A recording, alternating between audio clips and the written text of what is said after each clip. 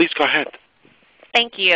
Hello, everyone, and again, welcome to today's webinar entitled How to Sell the Way Your Customers Want to Buy. I think the title says it all. If we can put ourselves in our customers' shoes and understand their buying preferences, that will surely make us all better vendors. Before I introduce our presenter, I want to provide a couple of housekeeping remarks. As the operator mentioned, if you want to ask questions, please use the chat box on the left of your computer or of your screen. Go ahead and ask questions throughout the presentation. We'll keep track of them, and our presenter will answer them or address them at the end.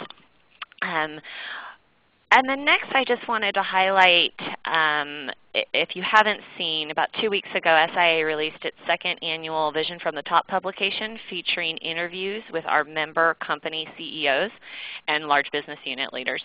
If you haven't had a chance to see the publication, I highly encourage you to take a look. The URL is there, and we'll also provide a link in the follow-up to the webinar. This is a great opportunity to get into the minds of some of the executives who are leading our industry. So I highly encourage you to take a look at that.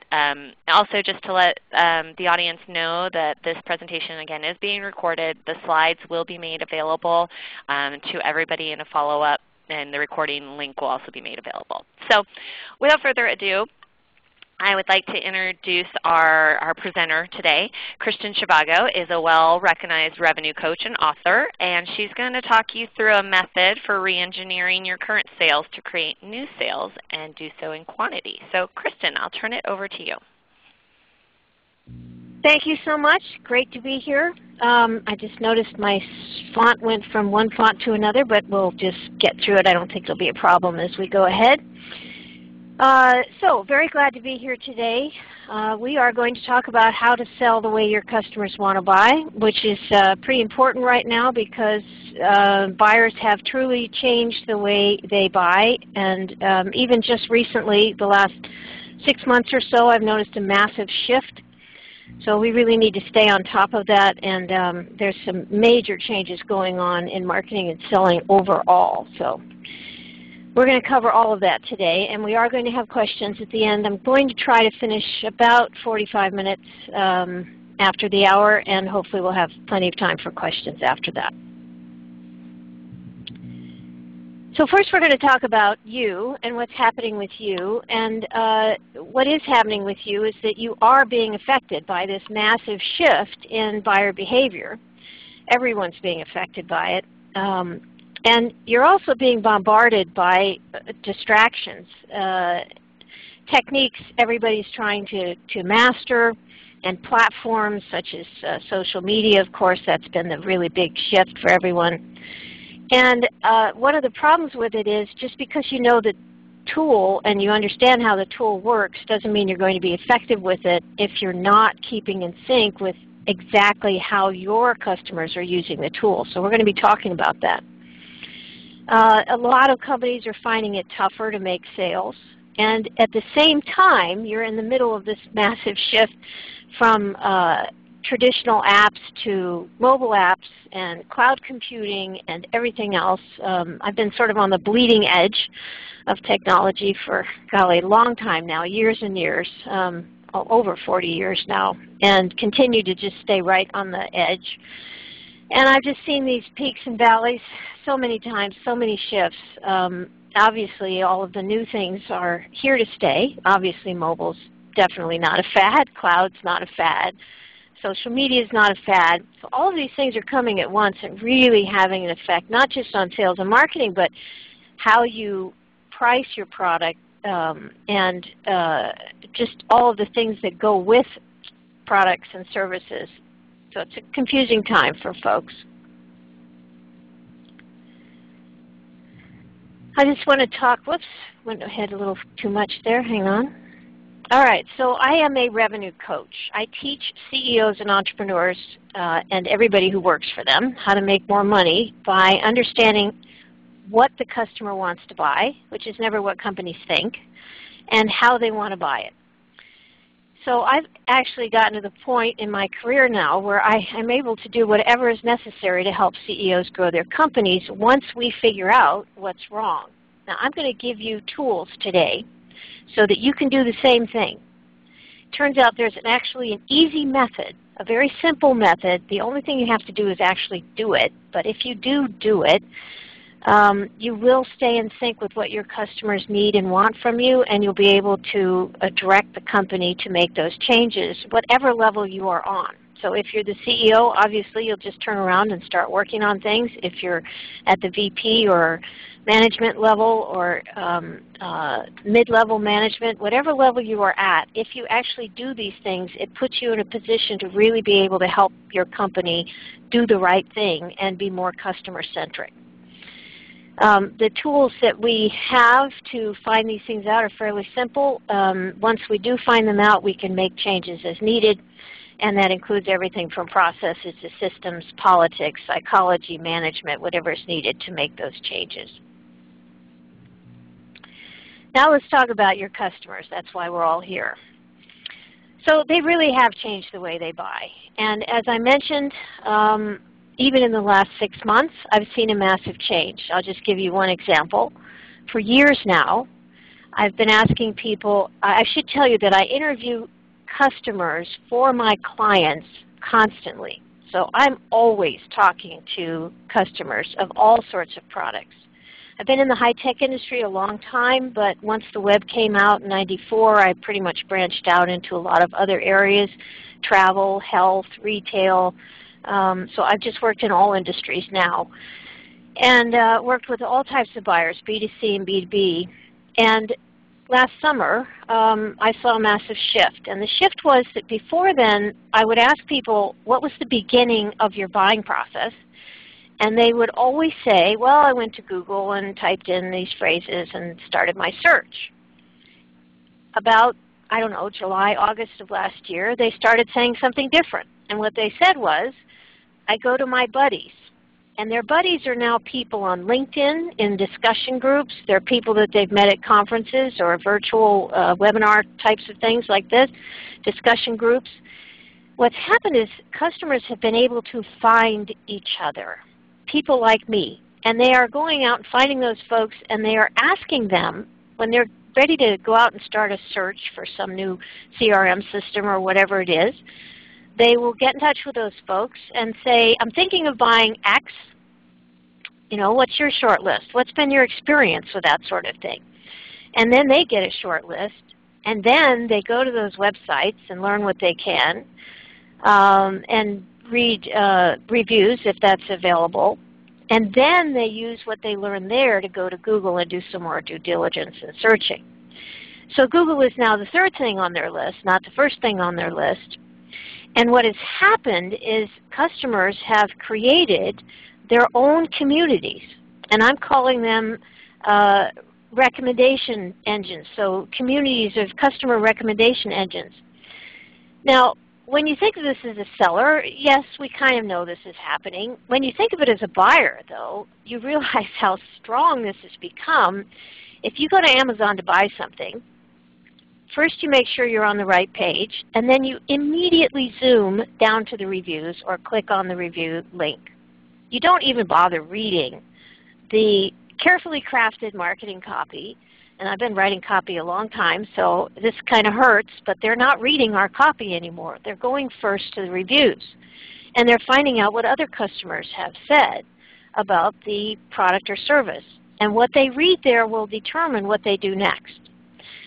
So they're really sort of ignoring our messages until they've heard from other customers and decided whether they want to proceed with their buying process or not. In other words, they're buying without us. And we really need to pay attention to this because this is a serious issue.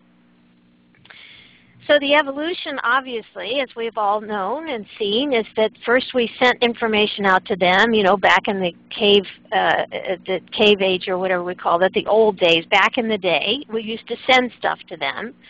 And first it was paper, then it became electronic, and then they sort of learned how to find us, and that was Google. And now they find each other. And they have a lot of different ways of doing it. They have all sorts of communities. People spend oodles of time on Facebook and LinkedIn and so on. And it's really affecting what's happening out there. So we tend to think of these things, Facebook and LinkedIn, all the social media tools, and Google as selling tools. But they're not selling tools. They're actually buying tools. These are the tools that people are using to make buying decisions. So then this really begs the question, who needs salespeople?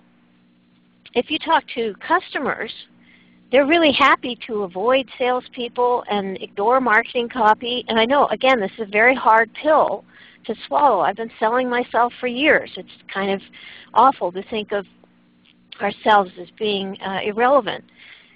But so many customers tell me that they get 80% of their questions answered by other customers before they ever talk to a salesperson, if they ever do talk to a salesperson. It depends on how complex the product or service is. So the only defense is a good offense here, and the offense is that we better make sure we understand our buyer's journey. So they have a buying process.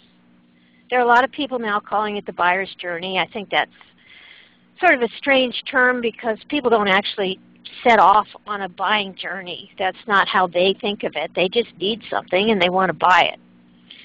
So it's a bit of a highfalutin phrase for something that's just basically a process.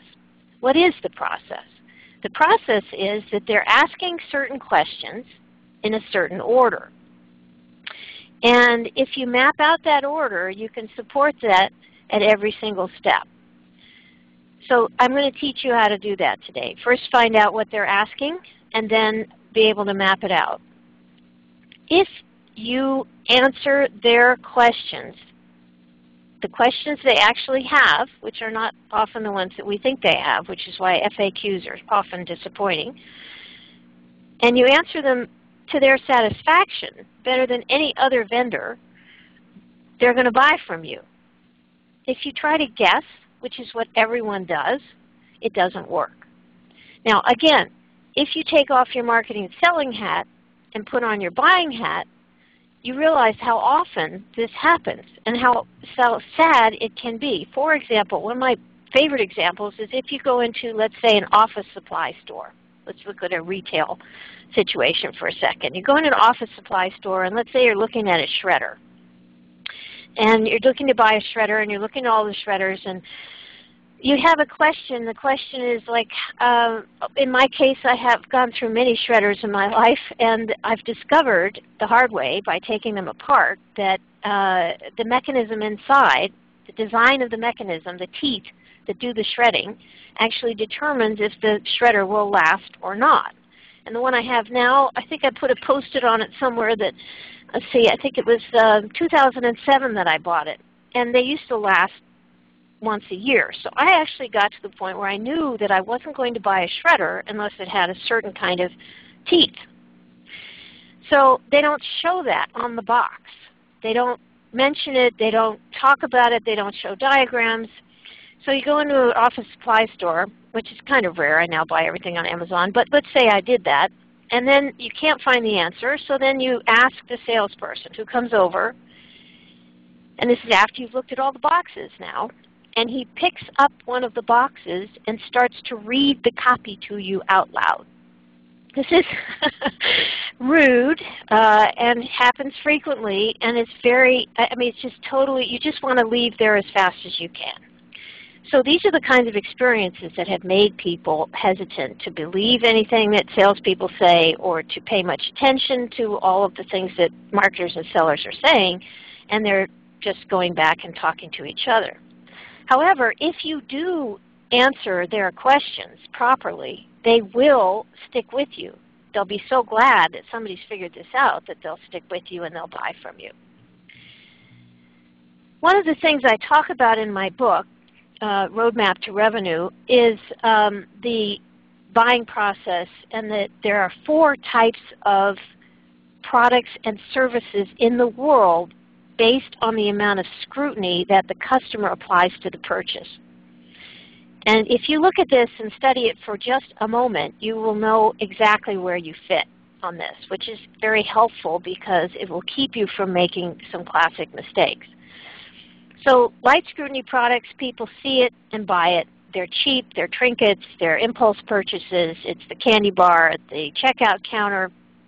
It's the tech equivalent of that in the tech market where it's just some simple app, 99 cents or free, and you just see it and buy it. Medium scrutiny, you see it, you ask a number of questions, and then you buy it. That in the B2C market, that's clothing. In the tech market, it's more like a hard drive, an external hard drive, or a USB dongle or something like that. Heavy scrutiny, you see it, you ask lots of questions, you get others involved in the purchase, and you then involve a salesperson at the very end. You do get a salesperson involved because you need some very specific questions answered about your specific need and getting a quote and that kind of thing. You take it for some kind of test drive, and then you sign a contract. I would imagine that a lot of you fall into the medium scrutiny and heavy scrutiny categories. And then intense scrutiny is exactly the same as heavy scrutiny, except at the very end you get married. So this is the only time there is a quote-unquote relationship from the customer's perspective. Relationships are dreams of the seller. Sellers want buyers to be in a relationship with them because they think that, that will lead to more sales. I know that it's just hearsay for me to say that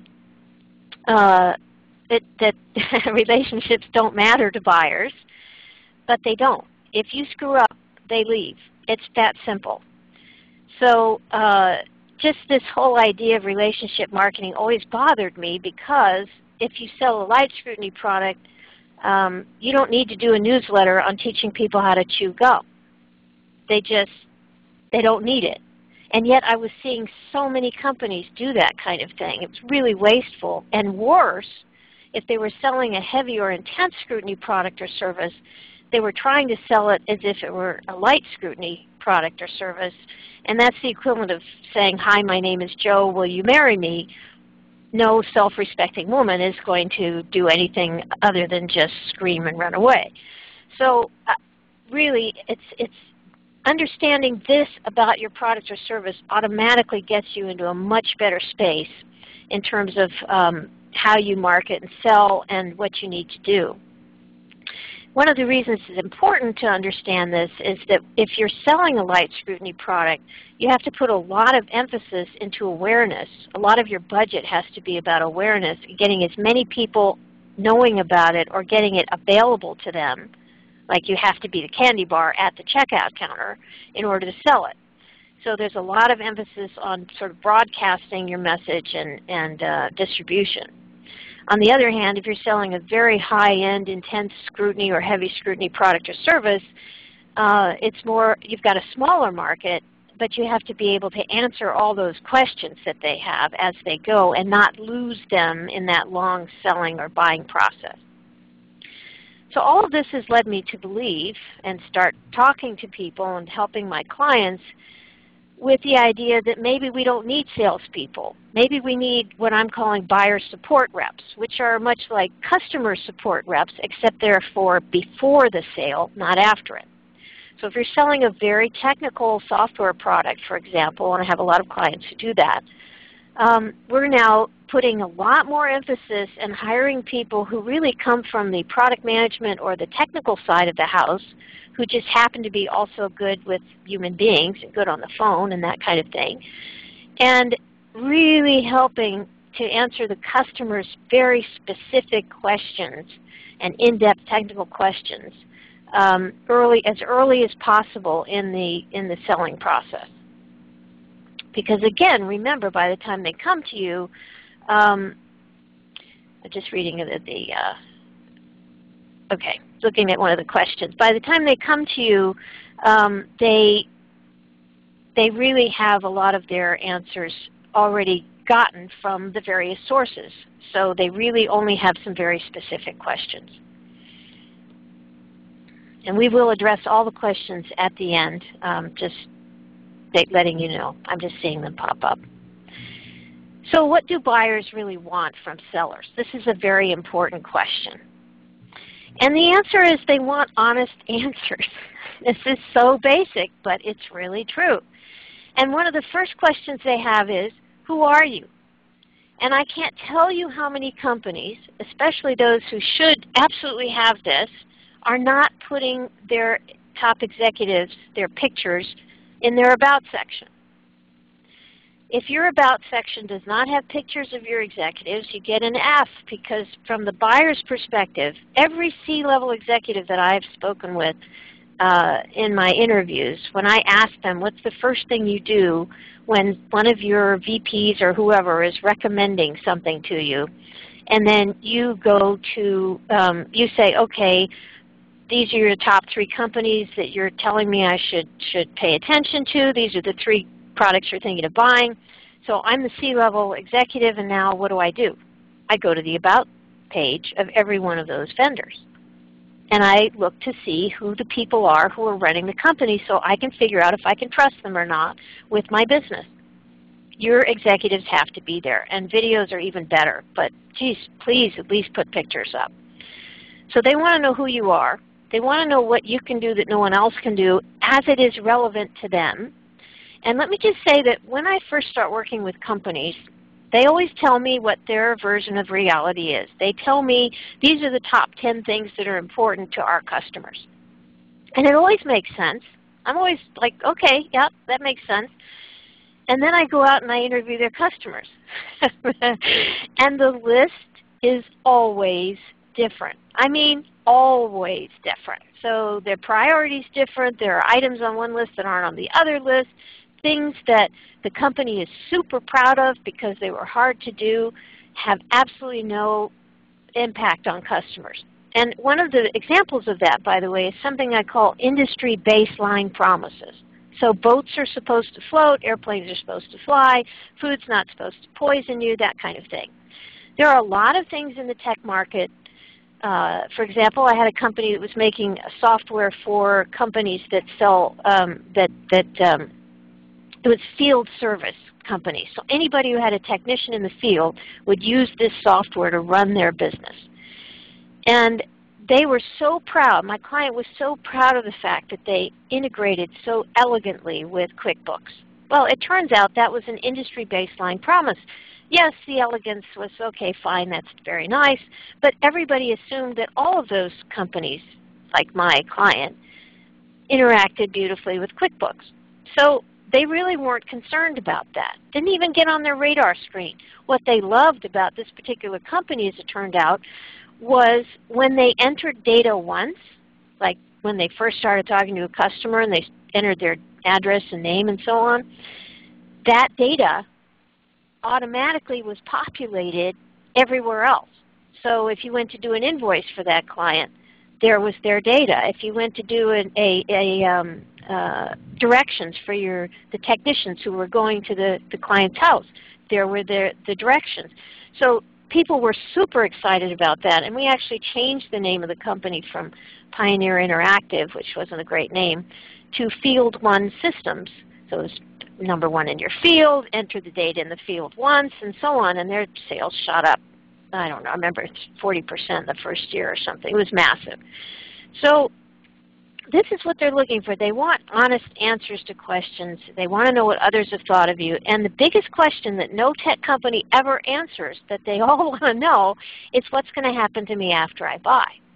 One of the things that industrial buyers have been telling me is that they actually go and download the manuals. They skip all the marketing stuff and they go find the manuals and they download them.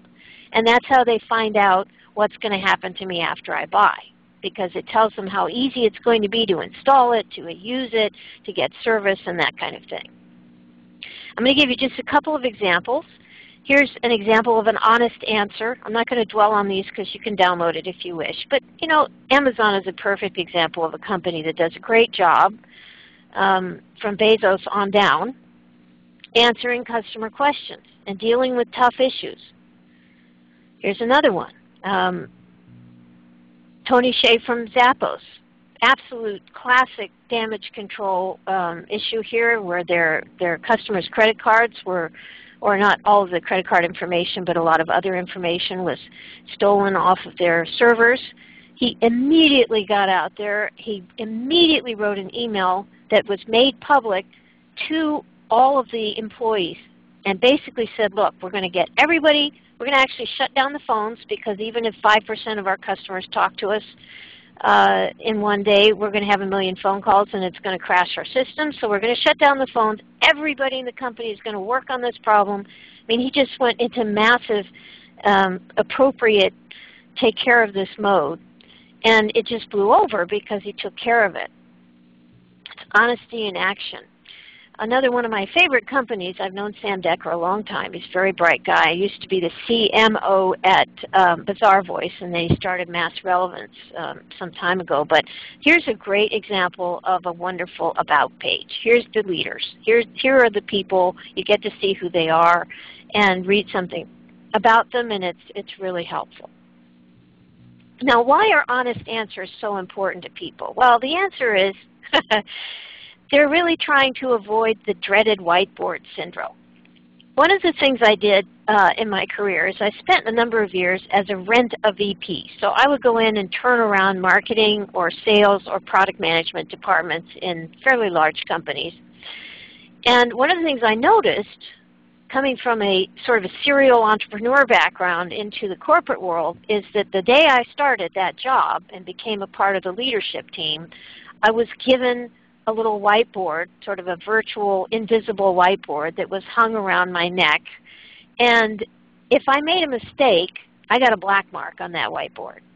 If I made 2 mistakes, I get 2 marks. If I made a lot of mistakes, or if there were people on the leadership team who had made so many mistakes that their whiteboard looked like this one, people wouldn't even pay attention to them anymore.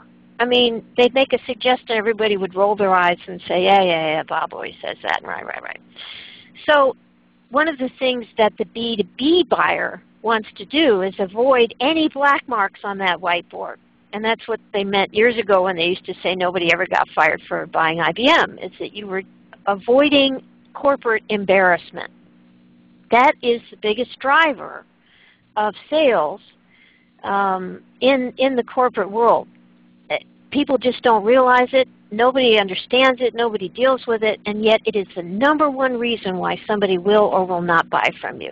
It's what I call a critical characteristic. Now, again, going back to our experience as buyers, we know that there are times we can't find what we want. The copy doesn't apply to us. We can't find the answers. The shopping cart is broken. Or we have buyer's remorse. This is real common as buyers. I'll give you a couple of don't do it this way examples. This is personas run amok.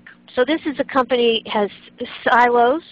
So they have departments. They have a wireless department and a residential department and a business department.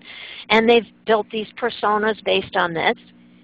But from a customer's perspective, if I come here and I'm a home-based business with a wireless phone and I've come to pay my bill, what do I click on? I don't know. I can't figure out which one of their silos I fit into because I fit into all 3. So this is a really good example of inside company thinking and how it doesn't relate to the customer. This is another one. This is more on the consumer side, but this is just, if I want to buy a watch, what do I do? And if you go to discover our collections, which is really the best option, it doesn't help. By the way, another problem with this page is that 50% of this web page, this home page, is taken up by a slider. And I've gotten in a lot of trouble lately for saying, but it's absolutely true when I talk to customers. Do they want sliders? No.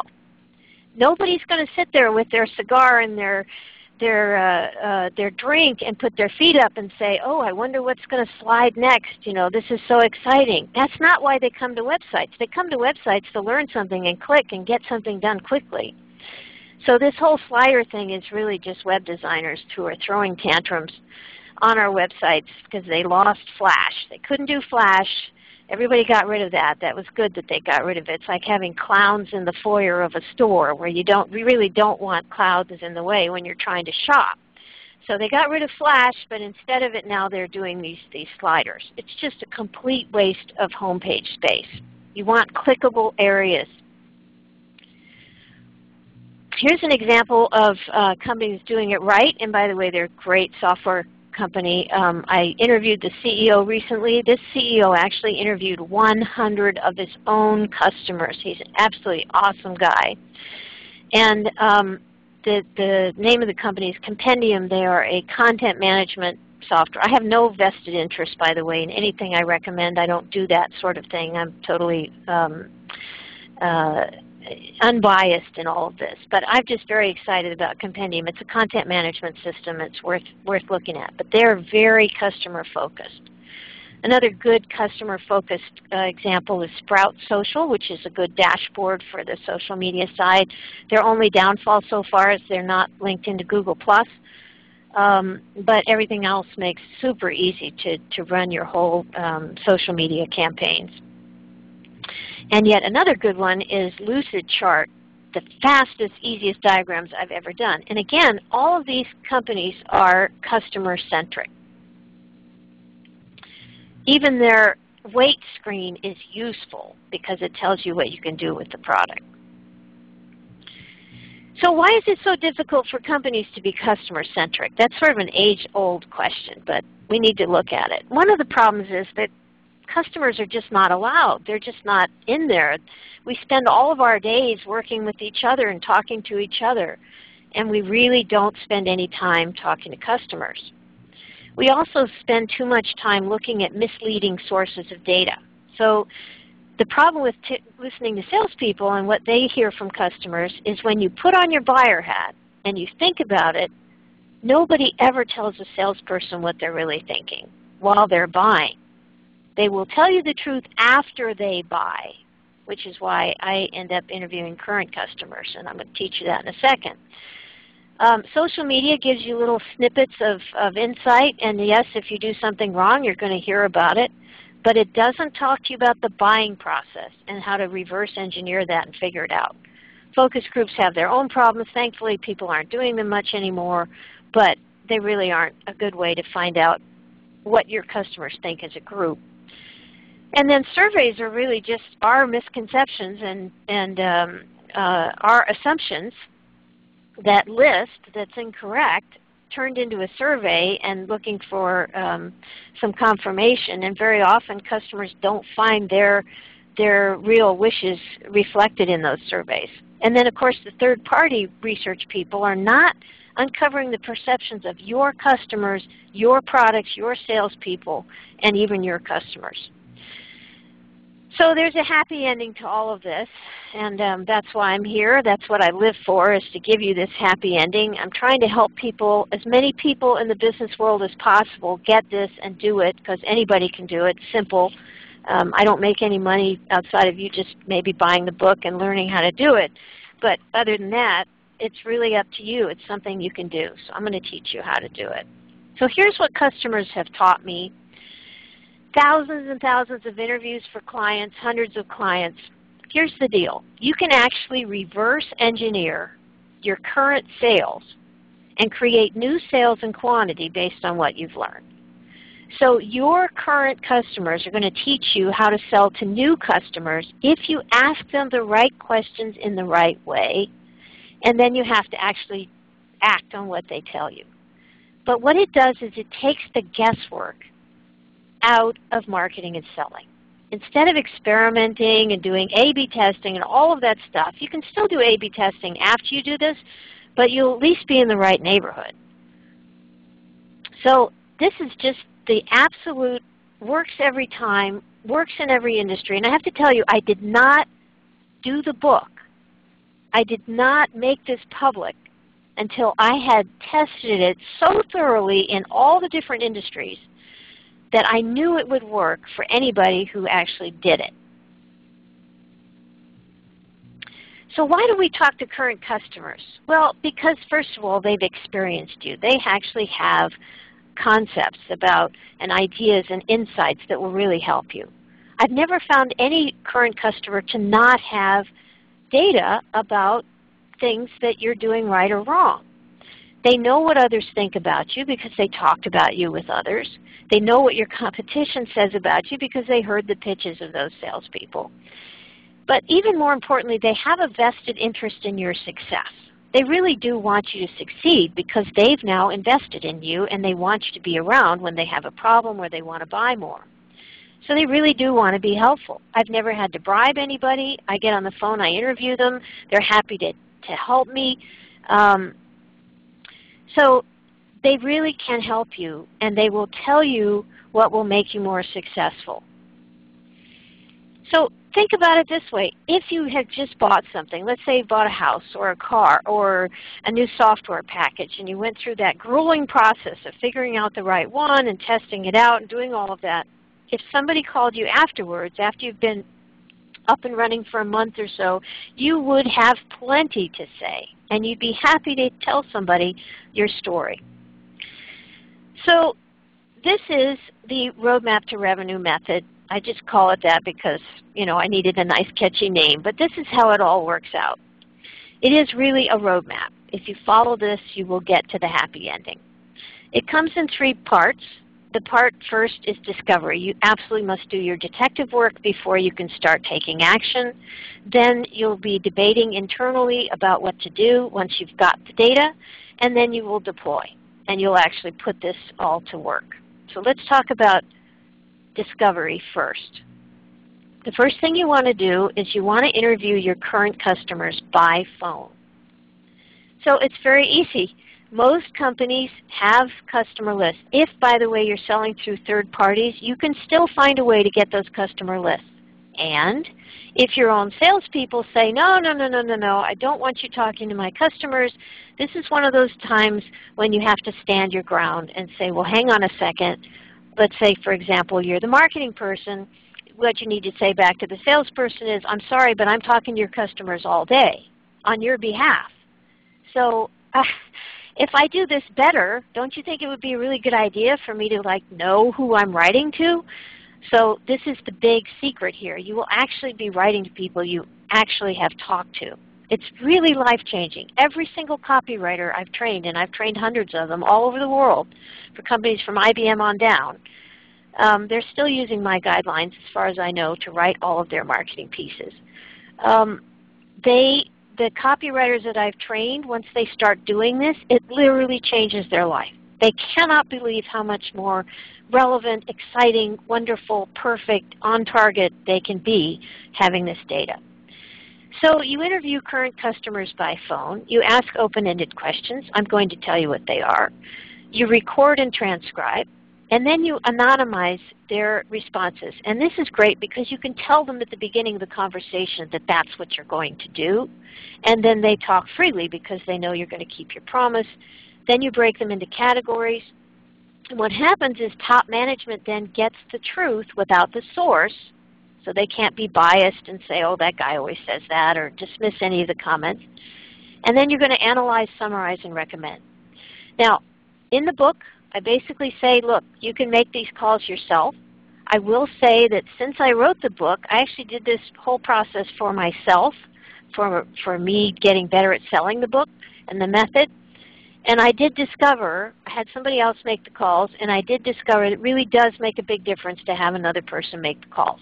So if you can, make at least some of the calls yourself, but I would also consider hiring somebody who's knowledgeable and experienced and good with your technology and can be conversant with customers and be able to make the calls. Something happened here. Let me just get back to the right place. Okay. So you get on the phone, and here are the questions you ask them. And again, these are in the book.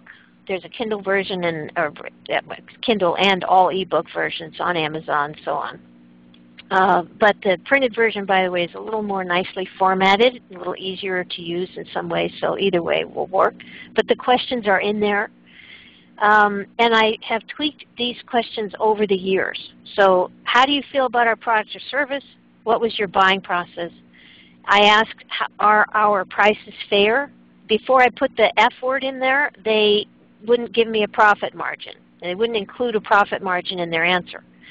Now, by using that F word, I figured that out one day, and I started getting profit margin included in the answer. So that's the right way to ask that question.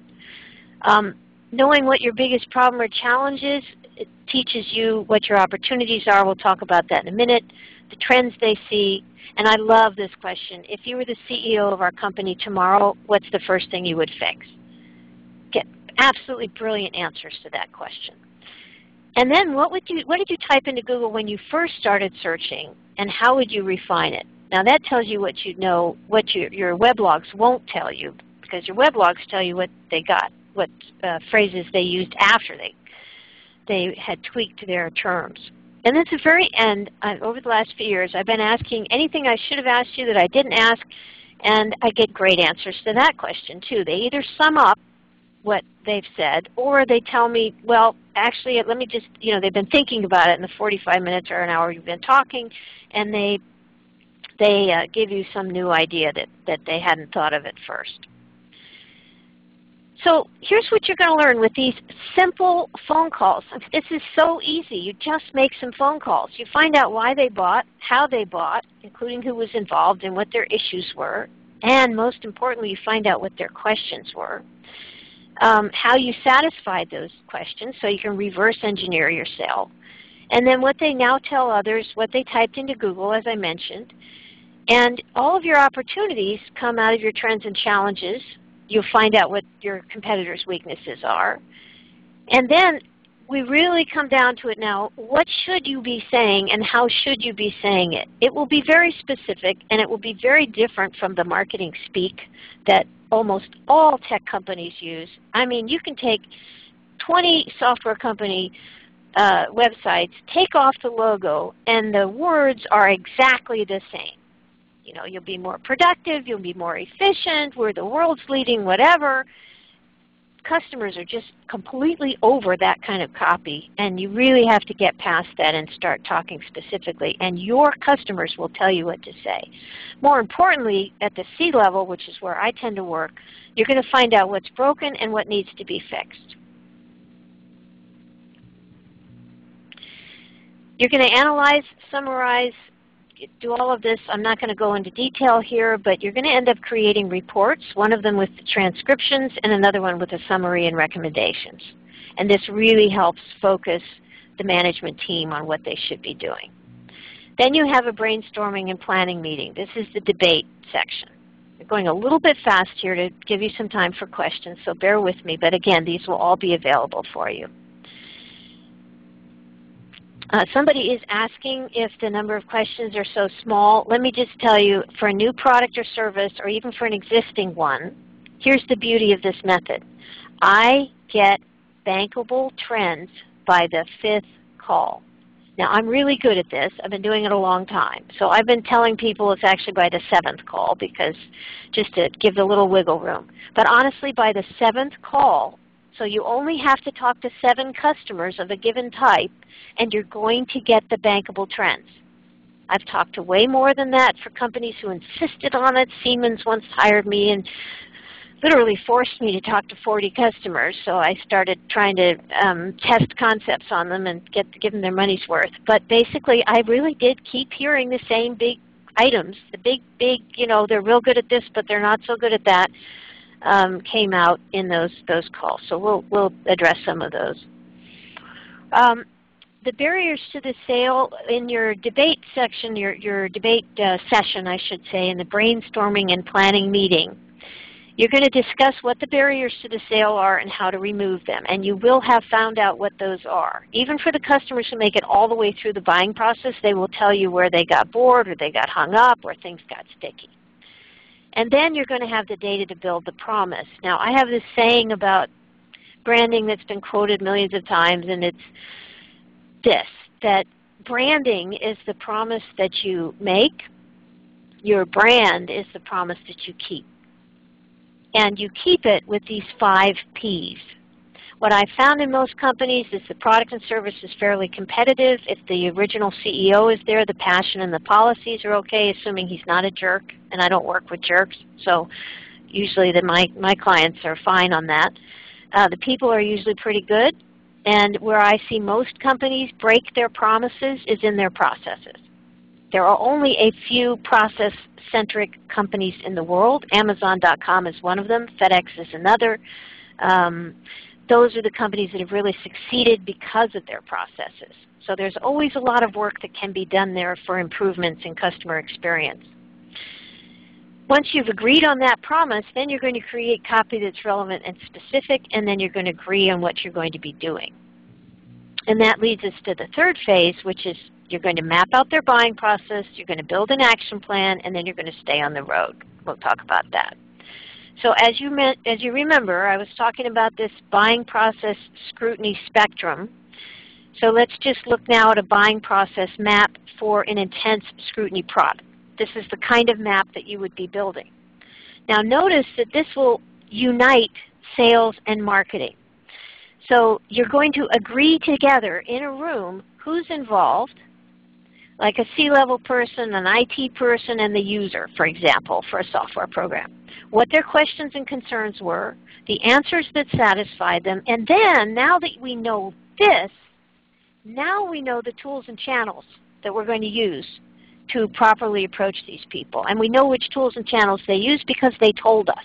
So we may not have to worry about some other social media tools and channels, for example, because our customers don't use them in their buying process. This is massively important because it makes your marketing so much more efficient. And marketing and sales will now be united under the customer's buying process instead of looking at this as a big battle between marketing and sales.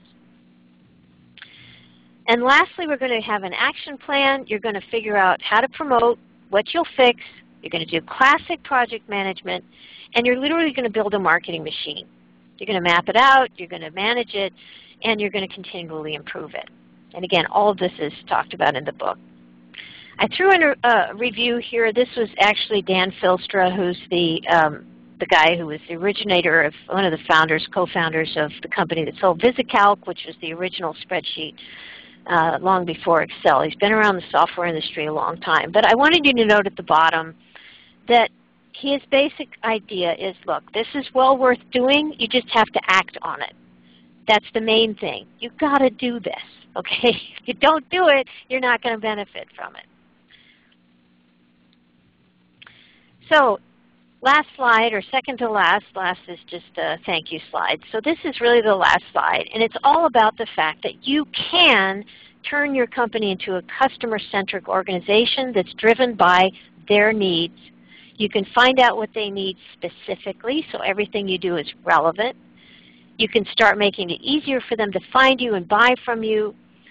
And then you can bring in more revenue because honestly, I've never met a company where we can't make improvements, where there's nothing to improve along these lines. There's always something to improve. And by the way, that's regardless of what the economy is doing. I have clients who are zooming up, 93% increase in sales. I just was at a user group with one of my clients yesterday, and that's what they've got going in 2012. Regardless of what the economy is doing, they do make more sales once they fix these problems. All right, so now we're down to questions. I'm a little over. I apologize for that. A lot to cover in 45 minutes. But here we are. Yep, thanks. Open for questions. Why don't we go back, as we've had a few come in through the chat line. And again, for everyone in the audience, if you have a question for Kristen, please go ahead and type it in the chat line. Earlier on, one of the questions that came in was, what techniques, tools would you recommend to better understand buyer's journey? Well, I think I answered that question. Yeah. Right? It's your telephone. It's these interviews. And you only have to do 5 to 7 interviews and use these questions which have been vetted in thousands of interviews. So I've done a lot of the homework for you. You just have to actually do it. Great. I have one here. I think analyzing website pathways is a great idea to uncover the buying process. Can you address this method? Yes, it tells you how and what. It doesn't tell you why. You know, one of the things we forget, because we're so firmly entrenched in technology and we're all in love with technology. I mean, I'm just as bad as the rest of you. I've got my new MacBook Air and I'm just so excited about it, and I'm always in love with something. But the problem is we're selling to human beings. And there's nuances, little nuances. So beyond saying we can make you more productive, You know, I mean, maybe it's like you can turn out 2 of these things in an hour instead of 1. I mean, it's very specific. We're talking about if you're going to be relevant, you have to be specific and you have to understand the little nuances that make the difference. That's really where the big battle's being fought now and really where sales are being made.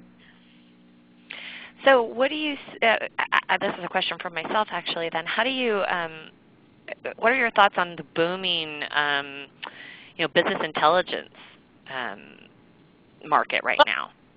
We're drilling down, we're looking at numbers. And so we're either looking at technology that leads to numbers or we're looking to numbers. The big data fad, that's the word I was looking for right now, is all about numbers and you will see what and how, but not why. And if you can't know why, you can't answer their questions. That you will do nothing that's relevant to them. And you'll be guessing again. So look, our sales went up over here, but we don't know why they went up. Just a few conversations. And by the way, this is not surveying.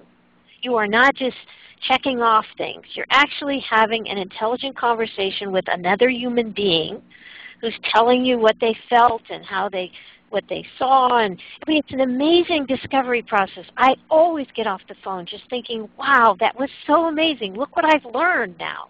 There's this new thing. I don't even give my clients any advice until I make these calls. Because I'm sorry, go ahead. Yeah. How often do you need to repeat the discovery process? It depends on the speed of your market, but I do find that buying processes have changed more frequently. They're changing more frequently now just because of things like social media and so on. But usually, once every 6 months, if you make these calls, you're going to be fine. That's an average. Depends on the speed of your market, of course, but that's an average. And we have someone focused on the education space. Do you have any specific advice for those selling to the public education sector? Yeah, I just did a major reality check, which is what I call my calls, my research for a company that's selling into that marketplace. And we learned a lot about what's really important. There's a lot of political issues that come in. There are a lot of our competition's doing it. Our other schools are doing it, so we're buying it for that reason. There's a lot of low budget. The history teacher is also the IT manager. There's a lot of little, again, nuances that apply to that marketplace that you only can find out through these kinds of interviews. Gotcha. And how do you recommend handling different user segments in Discover? Do you do separate rounds of customer inquiries or combine them? Fantastic question. Look at that differently. Because it should have been in the presentation. So when I mentioned that 5 to 7 people rule where you get the trends by the 5th to 7th call, that's anybody of a given type. So let's say, again, that we've got a C-level buyer, an IT buyer, and a user. So for that client, who had those 3 audiences, I would call at least 5 people of each of those groups. So we'd have a total of 15 by the time we were done. It does mean that you don't have to do the full 7, for example, for each of those, because you will see the things they have in common, but you'll also see the things that are in common within the group. So again, 5 to 7 of a given type of person. Great. Are there any other questions from the audience? I do want to remind the audience that Kristen's presentation will be available, both the recording and the slides. We will get those out to you just as soon as they're posted. I do see a hand raised. Would you like to type your question into the chat box? Also, there was somebody who wanted to say, can this process help if you want to look at new ways to repackage your product? Yes, absolutely, 100%. And you can talk to people who have bought similar products. Again, it won't be as useful as people who've bought that product from you, but you still can learn from prospective customers. I usually talk to about twice as many prospective people as current people just because they don't have as much to say.